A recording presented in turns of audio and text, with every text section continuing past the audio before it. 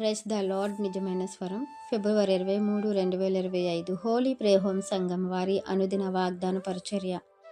క్రీస్తు వాక్యము మీలో సమృద్ధిగా నివసింపనీయుడి. కొలసీలకు రాసిన పత్రిక 3వ అధ్యాయము 16వ వచనము. ప్రియమైన దేవుని వారలారా, దేవుడు ప్రభు యొక్క వాక్యము మన జీవితంలో, మన హృదయంలో, మనలో సమృద్ధిగా ఉండాలి అని అనుకుంటున్నారు. మన సొంత ఇంటిలో మనం ఎలా ఉంటాం? ఒక అధికారంగా మనకు నచ్చినట్లుగా ఉంటాము. మరి మన ప్రభువైన యేసుక్రీస్తు వారు తన స్వయాన రక్తం ఇచ్చి మనల్ని కొనుక్కున్నప్పుడు, మనం ఆయన సొత్తు అయినప్పుడు ప్రభు వాక్యము మనలో నివసించాలి. మనము ఆయన ఇల్లుగా ఉన్నాము. అలాంటప్పుడు ఆయన మనలో నివసించేలా మనం చెయ్యాలి. అప్పుడు ఆ ఇల్లు ఎంత శుభ్రంగా ఉండాలి, ఎంత శుద్ధిగా ఉండాలి, ఎంత పవిత్రంగా పరిశుద్ధంగా ఉండాలో మనం ఆలోచించుకోవాలి. ఎందుకంటే హృదయంలో ఏదుంటే మన జీవితం అదే, మన మాట అదే, మన ప్రవర్తన అదే. హృదయంలో దేవుని వాక్కు నివసిస్తున్నప్పుడు మన యొక్క ప్రతి ఒక్క అడుగు, ప్రతి మాట, ప్రతి ప్రవర్తన, ఇక ప్రతి ఆలోచన, తలంపు అంతా కూడా దేవునికి నచ్చినట్లుగా ఉంటుంది తప్ప దేవునికి వేరుగా మనం ఏది కూడా ఆలోచన చేయలేము, నడవలేము.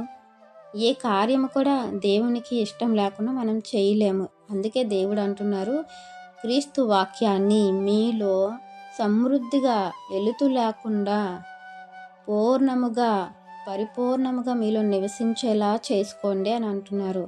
మనకి దేవుడిచ్చిన పిలుపుకు తగినట్లుగా, దేవుడిచ్చిన అర్హతకు తగినట్లుగా, దేవుడిచ్చిన పవిత్రతకు తగినట్లుగా మనం బ్రతకాలి అంటే మాత్రం మనలో వాక్యం ఉండాలి. ఇక దేవుని యొక్క సమాధానం మనలో ఉంటుంది అని కూడా వాక్యంలో దేవుడు చెప్తున్నారు. క్రీస్తు యొక్క సమాధానం మీలో ఉండాలి. అలా ఉండాలి అంటే వాక్యమే మన జీవితంలో ఉండాలి. ఇంకా మనము ఒకరికొకరు ఆత్మ సంబంధమైన పాటలతోనూ, కీర్తనలతోనూ, పద్యములతోనూ బోధించుకోవాలి అని కూడా సెలవిస్తూ ఉన్నారు. మరి ఇదంతా ఎక్కడ మనకు ఉంటుందంటే దేవుని మందిరంలోనే ఉంటుంది.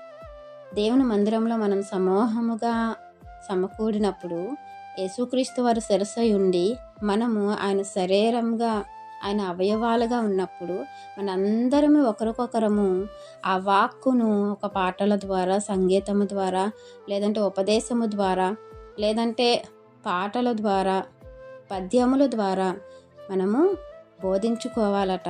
అలా ఉన్నప్పుడు మనలో సమాధానం ఉంటుంది, ప్రేమ ఉంటుంది, అనురాగం ఉంటుంది.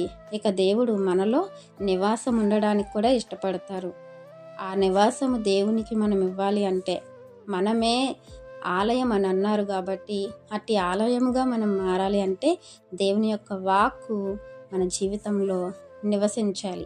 ఆ నివసించేలా మనం చెయ్యాలి. అలా చెయ్యాలి అంటే మనము దేవుని మందిరంలో దేవుని ఉపదేశం కొరకు ఆతురపడుతూ, కనిపెట్టుకుంటూ, ఆ ఉపదేశాన్ని మన హృదయంలో నింపుకుంటూ ఉంటే దేవుడు మనలను ఆయన యొక్క ఆలయం అన్నారు కనుక ఆ ఆలయంగా మనము మార్చబడి దేవునికి స్థానం ఇచ్చి మనము రేపొద్దున్న పరలోకంలో దేవునితో నివసించే అవకాశాన్ని పొందుకుంటాం. అట్టి అవకాశము, ధన్యత దేవుడు మనకు అనుగ్రహించేలాగా మన ప్రవర్తన, మన జీవితం ఉండాలని ఈ వాగ్దానం మనందరి జీవితంలో దేవుడు ఫలింపచేయాలని ఆశిస్తున్న వారు దైవజనులు బ్రదర్ పి. నెహెమ్యా గారు. God bless you. ఆమెన్.